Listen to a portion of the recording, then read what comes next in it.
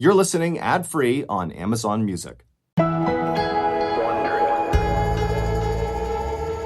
Around 8:30 p.m. on December 29, 1972, passengers inside of JFK International Airport in Queens, New York, heard over the intercom that Eastern Airlines Flight 401 to Miami was now boarding. About 30 minutes later, all 176 passengers, which included the 13 crew members, had made it on board, and then at that point, the 13 crew members began making their final preparations for takeoff. Flight 401 was a very expensive and recently introduced model of plane by Eastern Airlines called the Lockheed L-1011 TriStar, and it was both unbelievably technologically advanced and unbelievably enormous. It sat up to 400 passengers, which meant instead of having 4 seats to a row like you would expect inside of a passenger jet, the L-1011s had 8 seats per row, and they had 2 levels. There was the main level, which was the main cabin where all the passengers were, and then there was a second level, a lower level, that was only accessible via 2 small elevators that could barely fit 1 person inside of them in the back of the aircraft. And down on this lower level was a full-size kitchen, which had ovens and refrigerators, and also at the back of this lower level was a lounge area for flight staff. The pilot that night was Bob Loft, who was a strikingly handsome 55-year-old man with over 30,000 hours of flying experience, which for reference is a ton of flying experience. Captain Bob was known as a perfectionist who exuded confidence and who was cool under pressure. After Bob had boarded the aircraft, he had made his way right into the cockpit, which is the very front of the plane where the pilots fly the plane, and he had sat down in the customary captain's seat, which was the front left seat. And then after he had sat down, his 10 years younger first officer or co-pilot, a man named Bert Stockstill, had joined him in the cockpit and sat down in the customary co-pilot seat, which was directly to the right of Captain Bob. And so after the pilot and co-pilot were both seated, the remaining 2 members of that night's cockpit crew came into the cockpit. Now, normally in most passenger jets, there were only 2 seats in the cockpit, but because L-1011 planes were so massive, there were 4 seats in the cockpit. And so one of the last 2 men who joined the cockpit was 51-year-old Don Repo, who was the flight's engineer. And despite him being this big, strong ox of a man, he was actually known as being fairly soft-spoken and very approachable. And so Don came into the cockpit, he said hello, and then he sat down in the seat right behind the co-pilot, Bert. And then a few seconds after Don, the last man came into the cockpit. It was 47-year-old Angelo Donadeo. Angelo was not actually part of that night's flight crew. However, he was an employee of Eastern Airlines, and that night he needed to get to Miami, and so the company had put him on Flight 401 and sat him in the 4th and final seat in the cockpit right behind Captain Bob. Around 9:10 p.m., all pre-flight checks had been completed, all passengers were seated, as was the crew, and so Captain Bob began taxiing over to the runway. 10 minutes later, at 9:20 p.m., Captain Bob pushed the throttles forward and the plane began to take off.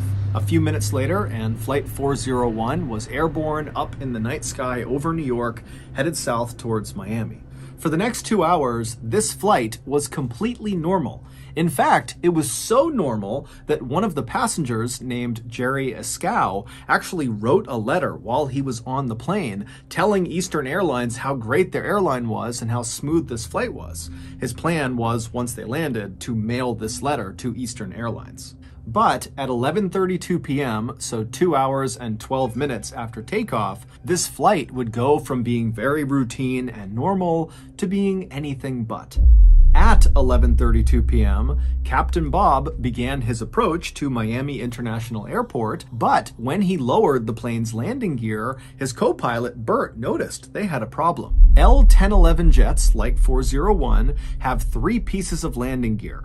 They have wheels that come down under the left wing, they have wheels that come down under the right wing, and they have wheels that pop out of the nose of the plane. And each of these pieces of landing gear has a corresponding little light bulb, a green light bulb inside the cockpit, that once that piece of landing gear comes down and locks in place and is ready to be landed on, its green light will go on inside of the cockpit. But when Captain Bob lowered their landing gear, his co-pilot, Bert, noticed only 2 of the lights came on. The one that did not light up was the nose landing gear. Now, Captain Bob and the other men in the cockpit, when they saw this issue, they immediately assumed it had to be the light bulb itself that was faulty, not the actual nose landing gear, because this plane was brand new, it had been checked before they left, so the likelihood of the nose landing gear being faulty was incredibly slim. And so Captain Bob, while maintaining his approach towards Miami International, he retracted the landing gear, and then once it had come back into the plane, he just lowered it again, thinking this time all 3 lights would come on. But once again, once the landing gear was deployed the second time, still the nose landing gear light did not come on.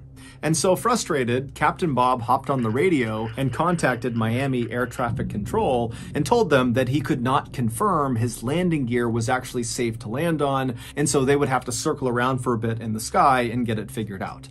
And so Miami Air Traffic Control acknowledged what Captain Bob said and then directed Captain Bob to fly out over the nearby Everglades, which is a massive wetlands area in Florida, and to stay out over the Everglades away from other traffic until they fixed the problem. And so once Flight 401 was out over the Everglades flying in a circular pattern, Captain Bob and his co-pilot set the plane to autopilot so that it would maintain a constant altitude of 2,000 feet and a constant speed of 200 miles per hour. And so once the plane was all set, Captain Bob and his co-pilot Bert began fiddling with this front nose gear indicator light bulb, which they were convinced was faulty. And so they started by pressing on the light, and when that didn't work, they began twisting it, and when that didn't work, they actually pulled the light bulb off the panel and kind of blew the dirt and grime off of it, and then they jammed it back into the panel. But as soon as they did, not only did it not go back on, but they realized they had put it in sideways, and so they couldn't actually get it out again. And so now they're thinking, this light's not going to go on at all. We need to find another way to make sure the nose landing gear has come down. And so Captain Bob at this point is totally frustrated, and so he turns around and he looks at Don Repo, the flight engineer who's sitting right behind the co-pilot, and he tells Don to go down into the hellhole and directly inspect the front landing gear himself. So the hellhole is a space right below the cockpit, and the way you get to it is through a trap door in the floor in the center of the cockpit. And then once down in the hellhole, there is this window that looks straight towards the front of the aircraft where you could look out and actually see the front landing gear, and you could make sure it was down or not. And so Don Repo, he gets out of his seat and he opens up the hellhole trap door and he makes his way down below. Meanwhile, 2,000 feet below Flight 401, a 43-year-old man named Robert Marquise, along with a friend of his, were looking for frogs in the Everglades, riding around on Robert's airboat. An airboat is a flat-bottom boat with this huge fan on the back of it that propels it forward. It's popular in the Everglades because the water depth is so shallow. At points in the Everglades, the water's only a couple of inches deep. And so all around these two guys, it is totally pitch black out. There are no buildings or people for miles and miles and miles. Their only light source is Robert's headlamp. And so at some point, Robert turns off the airboat, and he and his friend are just standing in the middle of it, kind of scanning around on either side. And all around them, they can hear the sound of alligators growling and snakes and frogs moving about the tall grass. And as they're just kind of silently looking around them, out of the corner of Robert's eye, he sees something. And so he looks up right as he sees this huge orange and yellow flash that kind of came out of the ground roughly 5 miles away from where they were. And basically, as soon as Robert saw it, this flash dissipated and it was just totally gone. And so he turned to his friend who had not seen this flash, and Robert said, "Hey, let's go investigate. Let's see what that was." And so Robert fired up his boat again and he began flying across the Everglades straight in the direction of where he saw this flash.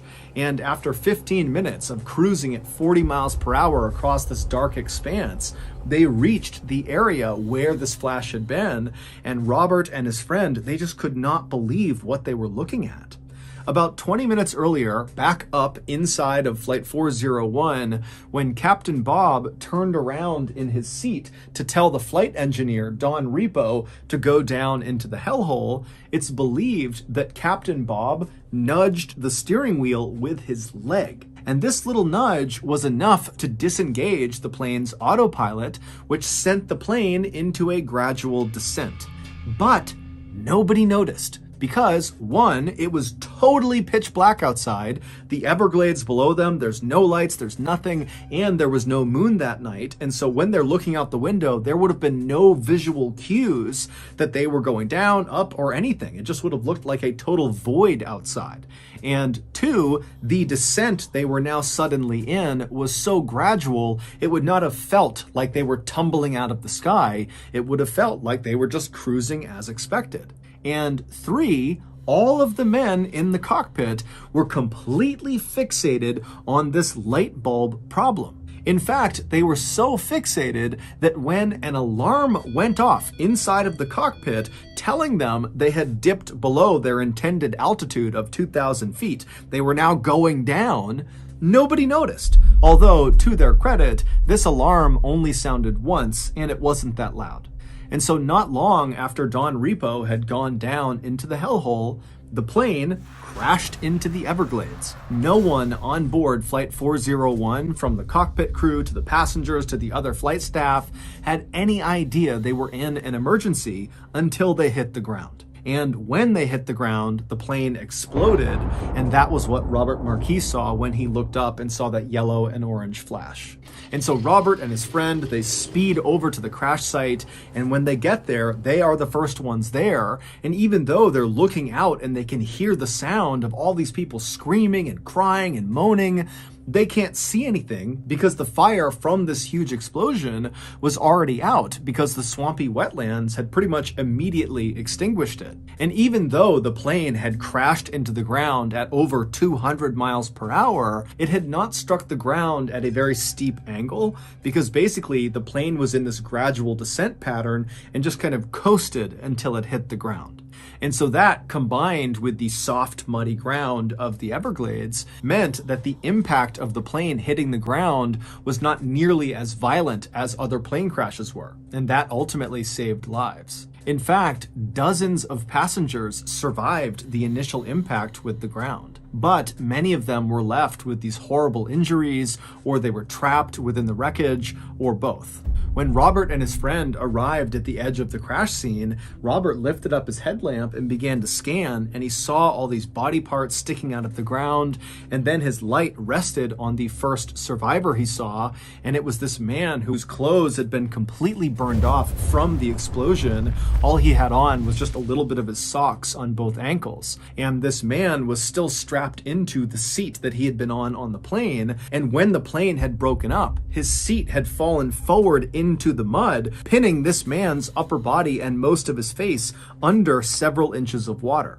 And so as Robert had scanned over with his light had hit this man's face, and he had looked up and pleaded with Robert and his friend to come get him before he drowned. And so Robert and his friend, they jumped off their boat and ran over to this guy and pulled the chair up and out of the water, saving this guy's life. But as soon as he was up and out of the water, Robert and his friend began hearing more calls from other people in the darkness screaming for help. Robert and his friend would do their absolute best to save as many people as they possibly could, but there was just too many people who needed saving and not enough time. About 30 minutes after Robert and his friend had arrived at the scene, the Coast Guard showed up in helicopters, and they, along with Robert and his friend, would spend the entire night pulling as many people to safety as they possibly could. By the time the sun came up on the following day, there were no other survivors left to save. All told, 99 people perished and 77 survived. Amongst the dead were Captain Bob Loft and his co-pilot Bert Stockstill and their flight engineer Don Repo, who had gone down into the hellhole. Amongst these survivors was Angelo Donadeo, the fourth man in the cockpit, as well as Jerry Ascow, the man who ironically had written that letter to Eastern Airlines saying how wonderful that flight had been. A major investigation following the crash would confirm that the reason Flight 401 went down was because of a number of factors, most notably human error. The investigation would also confirm that the nose landing gear was working perfectly fine. The light bulb not coming on was a result of the light bulb being burned out. Following the investigation, Eastern Airlines would make every effort to compensate both the survivors of the crash and also families of those who were killed in the crash. Eastern Airlines would also make major changes to their training for their pilots and co-pilots and anybody that was ever going to be in the cockpit to ensure this type of disaster never happened again. But this was not the end of the story for Flight 401.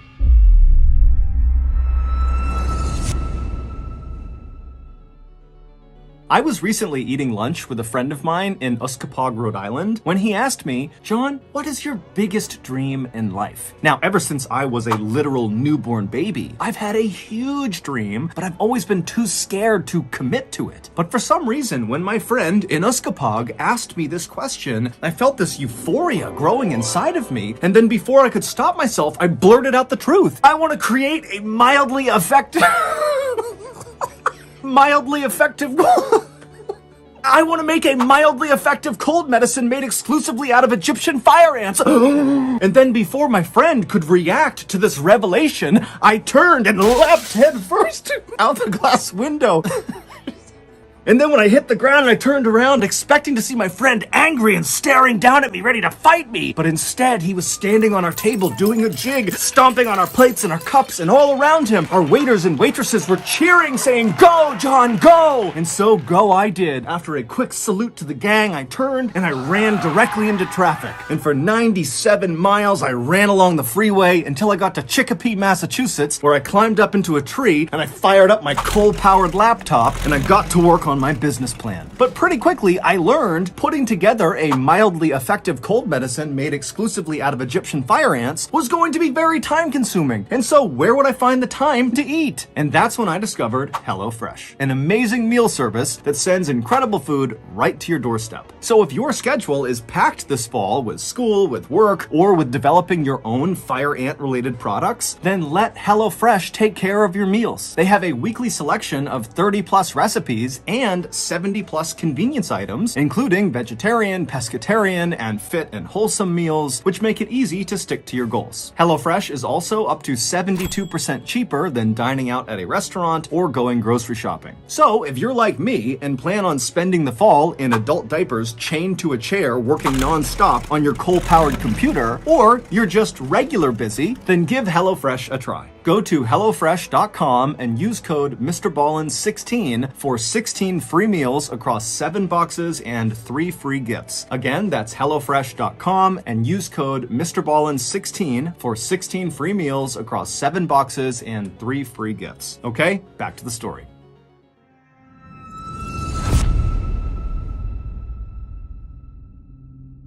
For almost 3 years after the crash, hundreds of Eastern Airline employees began to experience a terrifying phenomenon. Now, at first, many of these employees were going to their superiors and reporting what happened to them, but very early on, Eastern Airlines made it clear that they didn't want anybody to talk about this. Anytime an employee made one of these reports about this phenomenon, they were either sent to the psychiatrist or they were just fired. However, despite this intense pressure from Eastern Airlines to their employees to be quiet about what was going on inside of their ranks, there were still some very brave employees who had firsthand experience with this terrifying phenomenon who still came forward and told their stories to the press and to journalists. They just did it anonymously. And so I'm going to tell you 2 of the most chilling accounts from those employees. Keep in mind, the names used in these stories have all been changed.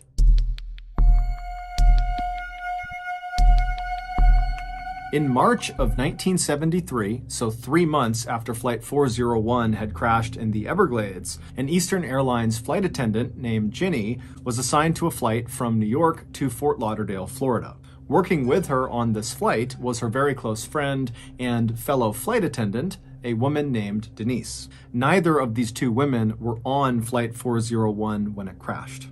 The plane these two women would be working on their flight to Florida was called number 318 by Eastern Airlines, and it was an L-1011, just like Flight 401 had been. In fact, plane number 318 actually had some original parts from Flight 401 on it, because it would turn out after that huge investigation was done on the crash, the investigators discovered lots of parts from Flight 401 were still in pretty good shape. And so after rigorously testing them and ensuring they did really work, those parts were actually installed on other L-1011 jets in the Eastern Airline fleet. Now, for the record, this was not considered an inappropriate thing to do. These parts were extremely expensive and they worked perfectly fine, and they were not involved in causing Flight 401 to crash. And so no one batted an eye when Eastern Airlines put these parts on their other planes. So Ginny and Denise, along with several other Eastern Airlines flight attendants, board plane number 318, and after takeoff, the flight attendants began going through the very long and drawn-out process of getting food and drink for the nearly 200 people on board the flight. And so the way the flight attendants divvied up the work is they would have some of the attendants on the main level of the plane in the cabin taking orders from all the passengers, and then the other flight attendants would be down on the lower level, the second level of the plane where the kitchen was, preparing all the food and drinks. And so at some point during this process, Denise, who was up on the main level helping with taking orders, realized she didn't have anything to do. She had taken all the orders she could, and so she decided she would head down to the second level, to the kitchen, where her good friend Ginny was, to see if she could help her. But ironically, as Denise got in the elevator in the back of the plane and began heading down to the second level,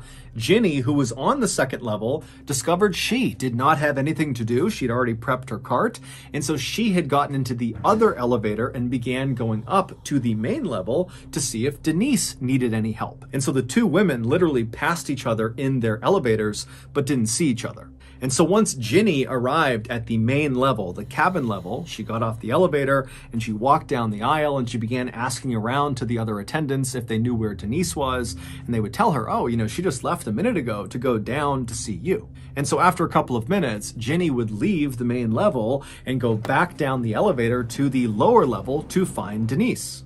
Now, to understand what happens next, you need to have a basic understanding of the layout of the second level. So when you come down on either of those two elevators, when the doors open, you'd be looking down a stretch of hallway, basically the length of the plane from the back towards the front.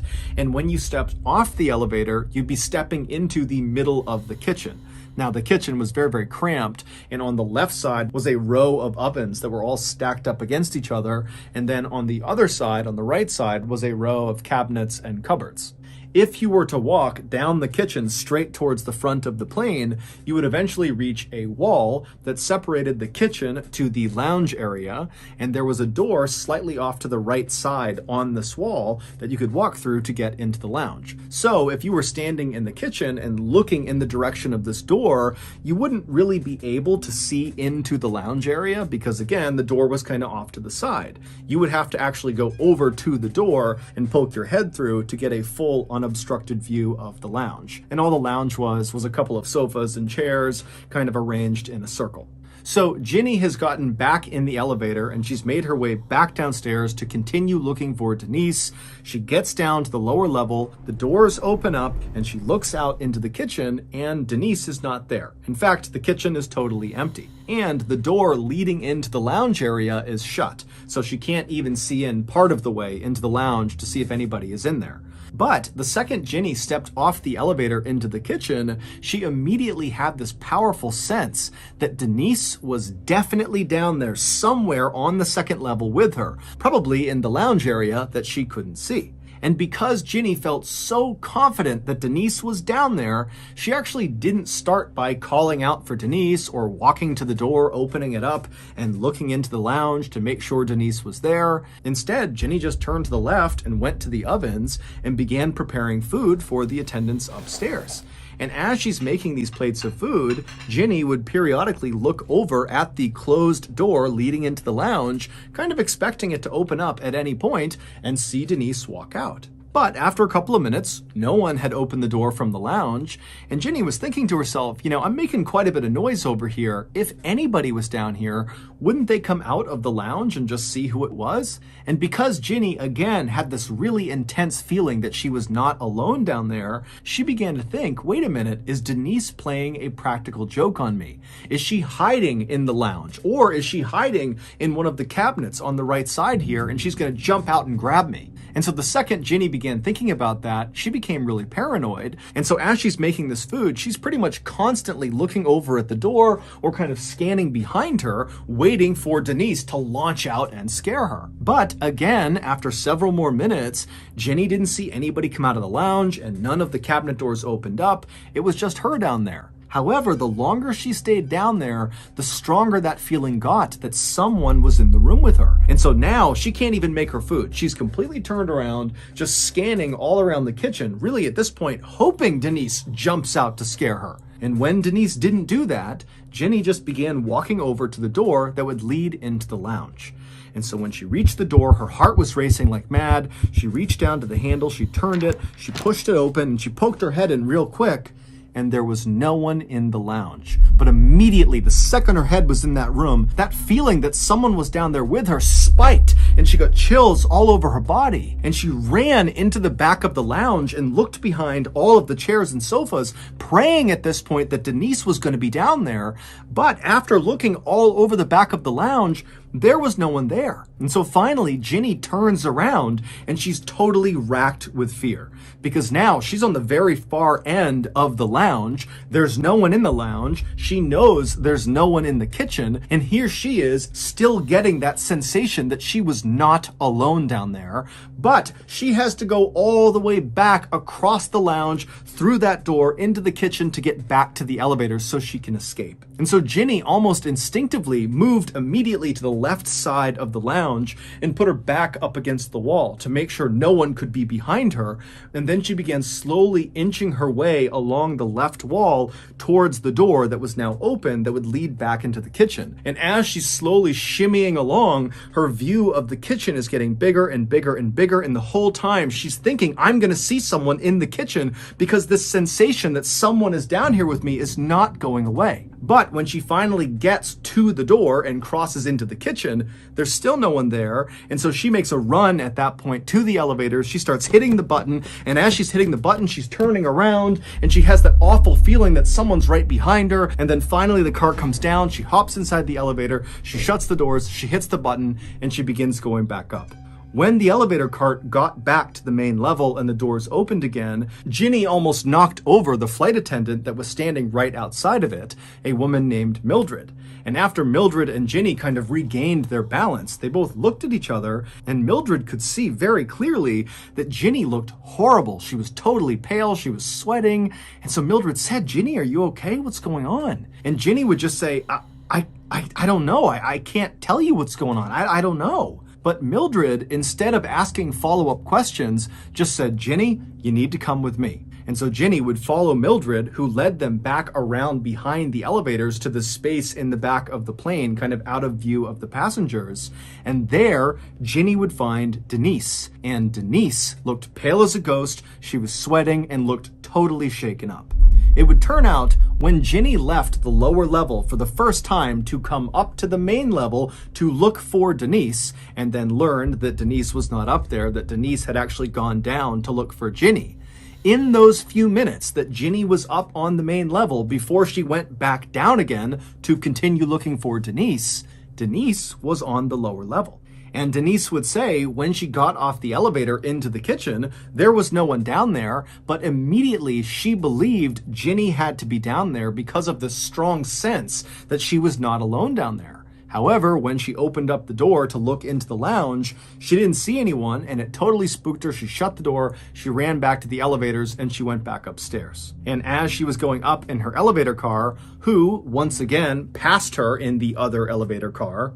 Ginny. And so once again, the two women did not see each other. And so these two women, who had never experienced anything like this before in their lives, had nearly identical experiences, totally independent of each other, just a couple of minutes apart in the exact same space. It was just too many coincidences for them to totally write it off. And so that was a big reason why they felt like they had to come forward with their information.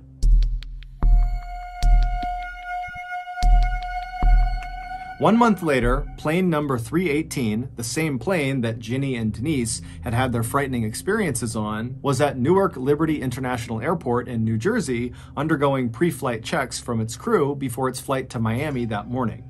After most of the checks were done, the passengers were allowed to board the plane, and then after it seemed like most of the passengers had arrived and taken their seats, the senior flight attendant, whose name was Sis, began counting the people on board the plane to make sure they had everyone. And after counting up and down the rows, she realized their head count was off by one. They had one too many people.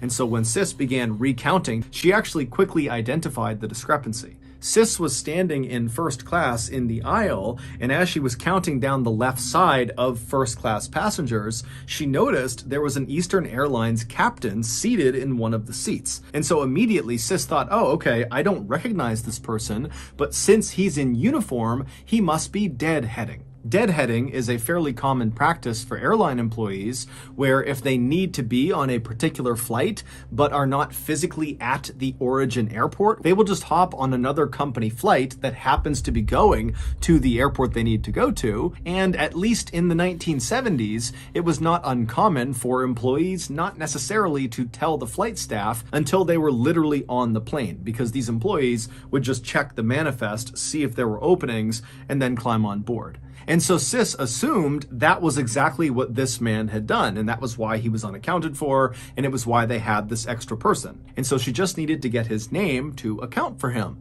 And so Sis turned and took a couple of steps until she was right in front of this guy who was still just seated looking straight ahead, and Sis introduced herself and asked him if he was deadheading. But the captain just continued to stare straight ahead and didn't even seem to register that Sis was talking to him, despite the fact that Sis was right on top of him and speaking very, very clearly, and nobody else was talking. And so Sis, who was aware of the fact that this guy clearly should have heard her, just kind of waited for a second and then just asked again, hey, what's your name? I need to make sure that you are in fact deadheading. But again, this captain just sat there without moving and didn't remotely react to Sis. Now, by this point, another flight attendant named Diane had looked over and actually saw Sis having this strange interaction with this Eastern Airlines captain.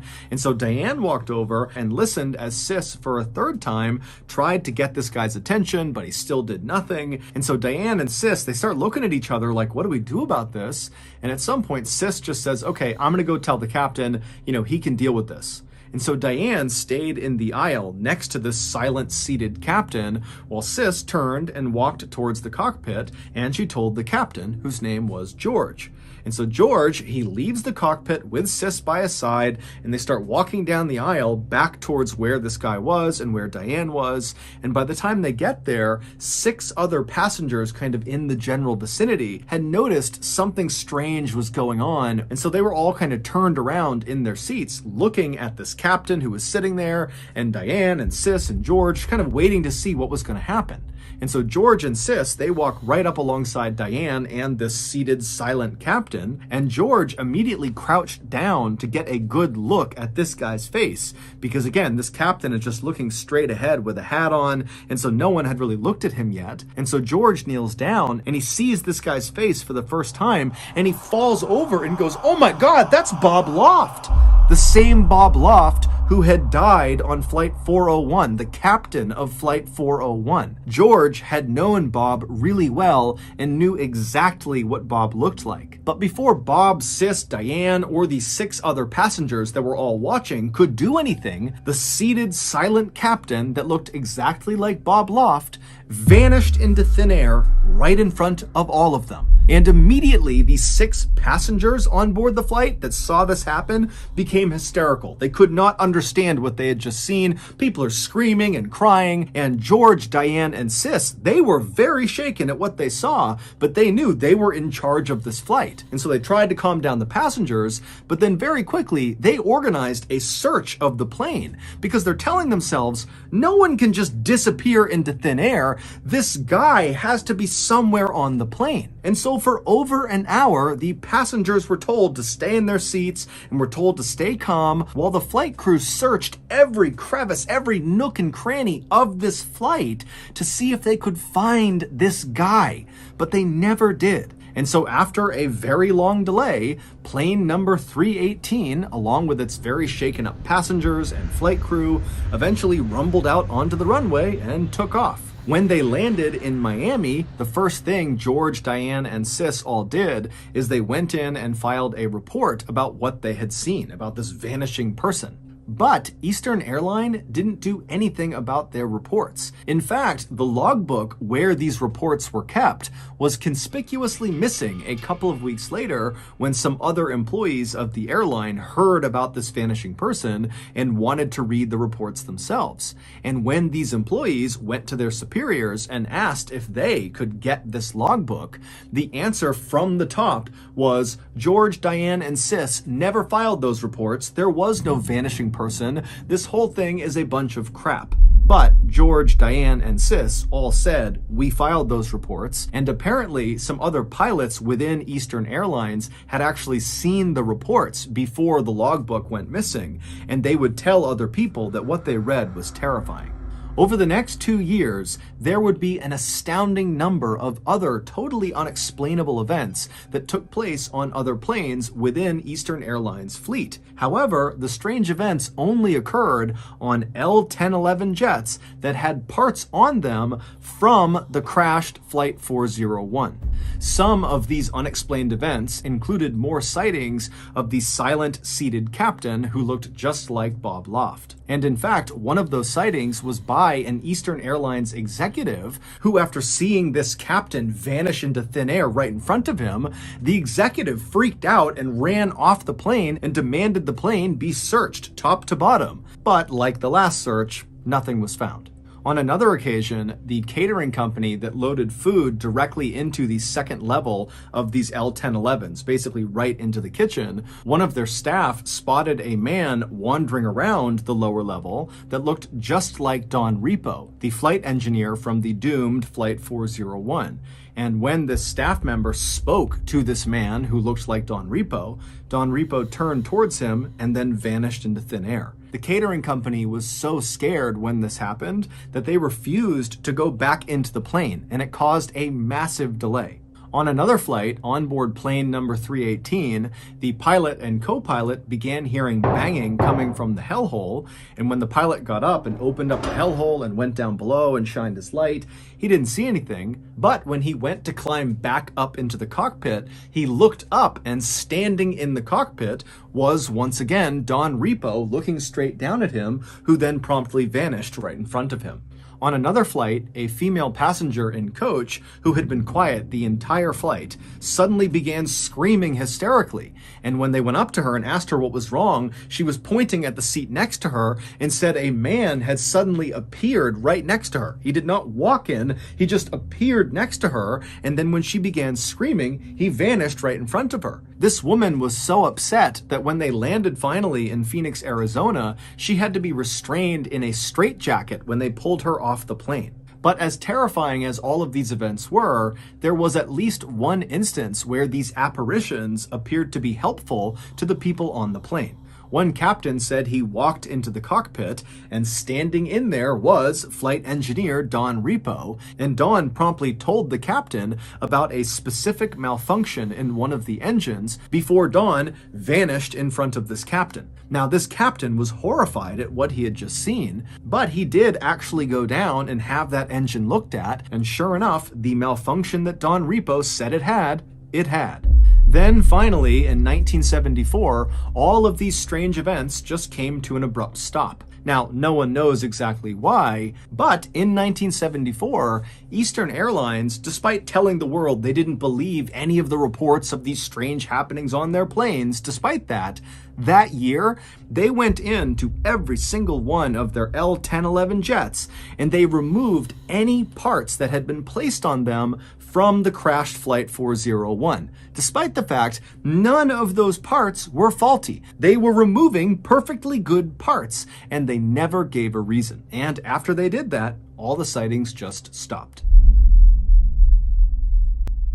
So that's going to do it. If you got something out of today's episode and you haven't done this already, please invite the like button to come over for a Ouija board session. And once everyone has their fingertips on the pointer, ask if anyone likes the like button and then subtly push the pointer towards no.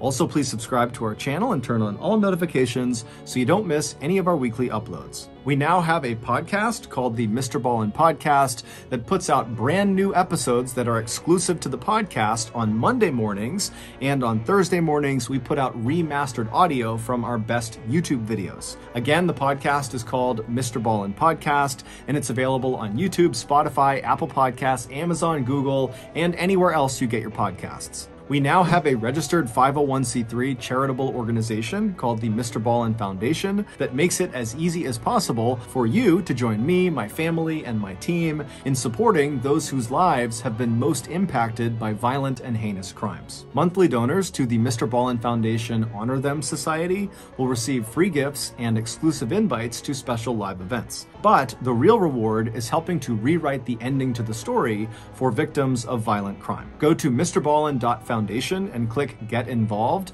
to join the Honor Them Society today. We also have 2 additional YouTube channels. One is called MrBallen Shorts. The other is called MrBallen en Espanol. We also post near daily content on Facebook and Snapchat. Both of those channels are just called MrBallen. If you want to get in touch with me, please follow me on any major social media platform and then send me a direct message.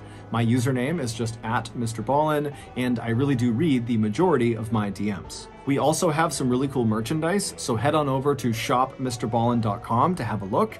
And if you have a story suggestion, please submit it to our subreddit just called MrBallen. It's linked in the description below. So whether I see you on Twitter, Instagram, TikTok, Reddit, YouTube, Facebook, other YouTube channels, the podcast, wherever, just know that I really appreciate your support. And until next time, that's going to do it.